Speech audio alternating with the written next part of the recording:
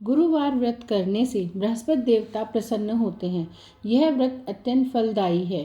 अग्नि पुराण के अनुसार अनुराधा नक्षत्र युक्त गुरुवार से आरंभ करके 7 गुरुवार व्रत करने से बृहस्पति ग्रह की हर पीड़ा से मुक्ति मिलती है। बृहस्पतिवार की व्रत कथा। पौराणिक कथाओं के अनुसार एक नगर में एक बड़ा व्यापारी रहता था। वह जहाज़ों में माल लादकर दूसरे देशों में भेजा करता था। वह जिस प्रकार अधिक धन कमाता था, उसी प्रकार जी खोलकर दान भी करता था। परंतु उसकी पत्नी अत्यंत कंजूस थी। वह किसी को एक दमड़ी भी नहीं देती थी। एक बार सेठ जब दूसरे देश व्यापार करने गया तो पीछे से बृहस्पति देव ने साधु वेश में उसकी पत्नी से भिक्षा मांगी। व्यापारी की पत्नी बृहस्पति देव से बोली, हे साधु महाराज, मैं इस दान और पुण्य से तंग आ गई हूँ।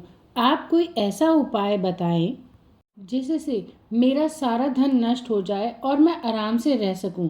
मैं ये धन लुटता हुआ नहीं देख सकती।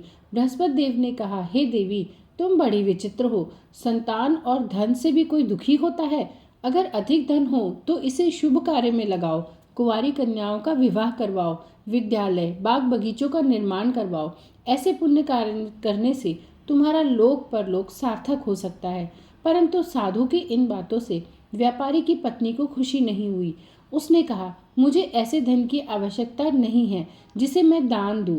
तब बृहस्पति देव बोले, यदि तुम्हारी ऐसी इच्छा है तो तुम एक उपाय करना। 7 बृहस्पतिवार घर को गोबर से लीपना, अपने केशों को पीली मिट्टी से धोना, केशों को धोते समय स्नान करना, व्यापारी से हजामत बनाने को कहना, भोजन में मांस मदिरा खाना, कपड़े अपने घर पर धोना। ऐसा करने से तुम्हारा सारा धन नष्ट हो जाएगा। इतना कहकर बृहस्पति देव अंतर्ध्यान हो गए।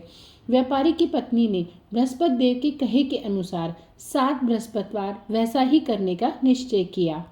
केवल 3 बृहस्पतिवार बीते थे कि उसने समस्त धन संपत्ति नष्ट हो गई और वह परलोक सिधार गई। जब व्यापारी वापस आया तो उसने देखा कि उसका सब कुछ नष्ट हो चुका है।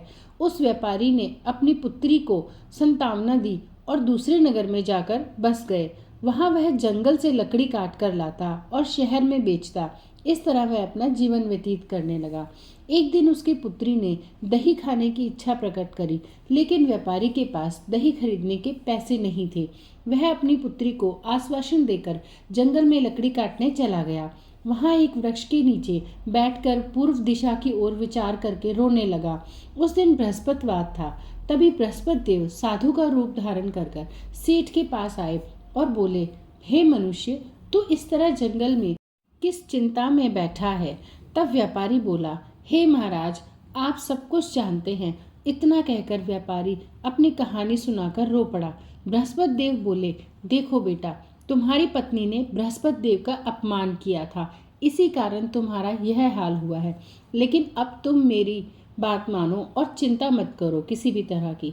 तुम गुरुवार के दिन बृहस्पति देव का पाठ करो।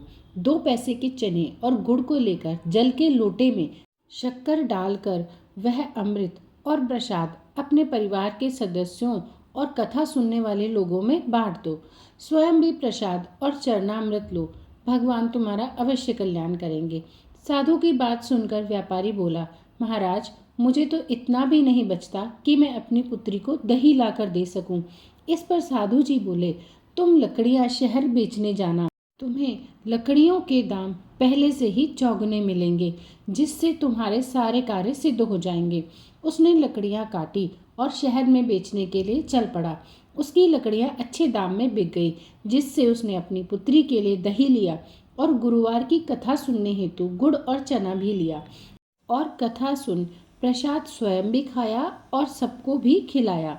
उसी दिन से उसकी सभी कठिनाइयां दूर होने लगी। परंतु अगले बृहस्पतिवार को वह कथा करना भूल गया।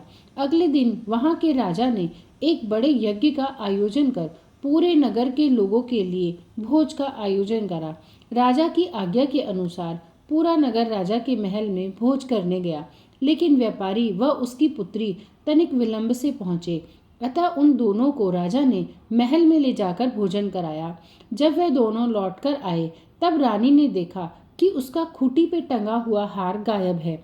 रानी को व्यापारी और उसकी पुत्री पर संदेह हुआ। उसका हार उन्हीं दोनों ने चुराया है। राजा की आज्ञा से वह उन दोनों को कारावास की कोठरी में कैद कर दिया गया। कैद में पड़कर दोनों अत्यंत दुखी हो गए। वहां उन्हें बृहस्पति देवता का स्मरण करा। बृहस्पति देव ने प्रकट होकर व्यापारी को उसकी भूल का आभास कराया और उन्हें सलाह दी कि गुरुवार के दिन कैद खाने के दरवाजे पर तुम्हें 2 पैसे मिलेंगे। उनसे तुम चने और मुनक्का मंगवा कर विधि पूर्वक बृहस्पति देव का पूजन करना। तुम्हारे सब दुख दूर हो जाएंगे। बृहस्पतिवार को कैद खाने के द्वार पर उन्हें 2 पैसे मिले।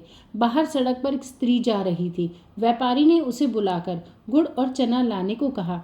इस पर वह स्त्री बोली, मैं अपनी बहू के लिए गहने लेने जा रही हूँ, मेरे पास समय नहीं है। इतना कहकर वह चली गई। थोड़ी देर बाद वहां से एक और स्त्री निकली। व्यापारी ने उसे बुलाकर कहा कि हे बहन, मुझे बृहस्पतिवार की कथा करनी है, तुम मुझे 2 पैसे का गुड़ चना ला दो। बृहस्पति देव का नाम सुनकर वह स्त्री बोली, भाई मैं तुम्हें अभी गुड़ चना लाकर देती हूँ। मेरा इकलौता पुत्र मर गया है, मैं उसके लिए कफन लेने जा रही हूँ, लेकिन पहले मैं तुम्हारा काम करूँगी, उसके बाद अपने पुत्र के लिए कफन लेने जाऊँगी। वह स्त्री बाजार से व्यापारी के लिए गुड़ चना ले आई और स्वयं भी बृहस्पति देव की कथा सुनी। कथा समाप्त होने के बाद वह स्त्री कफन लेकर अपने घर पहुंची। घर पर लोग उसके पुत्र की लाश को राम नाम सत्य है कहते हुए शमशान की ओर ले जाने की तैयारी कर रहे थे। स्त्री बोली, मुझे अपने लड़के का मुख देख लेने दो। अपने पुत्र का मुख देखकर उस स्त्री ने उसके मुख में प्रसाद और चरणामृत डाला। प्रसाद और चरणामृत के प्रभाव से वह पुनः जीवित हो गया। पहली स्त्री जिसने बृहस्पति देव का निरादर किया था, जब वह अपने पुत्र के विवाह हेतु पुत्र वधू के गहने लेकर लौट रही थी और जैसे ही उसके पुत्र घोड़ी पर बैठा तो घोड़ी ने उछाल मारी और घोड़ी से वह लड़का गिरकर मर गया। यह देख स्त्री रो रोकर बृहस्पति देव से क्षमा याचना करने लगी। उस स्त्री की याचना से बृहस्पति देव साधु वेश में आकर कहने लगे, देवी तुम्हें अधिक विलाप करने की आवश्यकता नहीं है। यह बृहस्पति देव का अनादर करने के कारण हुआ है। तुम वापस जाकर मेरे भक्त से क्षमा मांगकर कथा सुनो, तभी तुम्हारी मनोकामना पूर्ण होगी। जेल में जाकर उस स्त्री ने व्यापारी से माफ़ी मांगी और कथा सुनी।